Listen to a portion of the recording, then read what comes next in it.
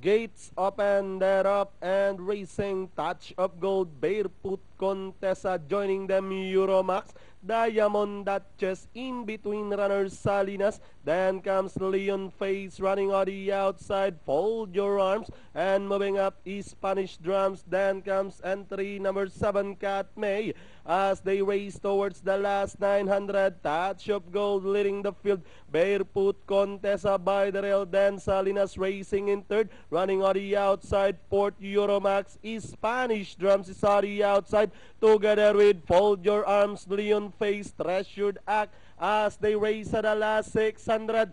Touch of Gold by about a length and a half. Barefoot Contessa, Fold Your Arms now moving up on the outside. Leon Face arriving to the race 2. Then comes Spanish Drums. Then moving up, Treasured Act, Euromax by the rail. Diamond Duchess as they swing for home. Touch of Gold still leading the field. Barefoot Contessa is by the rail. Fold Your Arms is on the outside. Leon Face, Treasured Act, Diamond Duchess by the rail. With the last 150, we have Barefoot Contessa by about 3 lengths over Fold Your Arms. And finally, Barefoot Contessa, Fold Your Arms. Then comes number 10, Touch of Gold. Diamond Duchess close between number 5, Treasured Act, and Leon Face.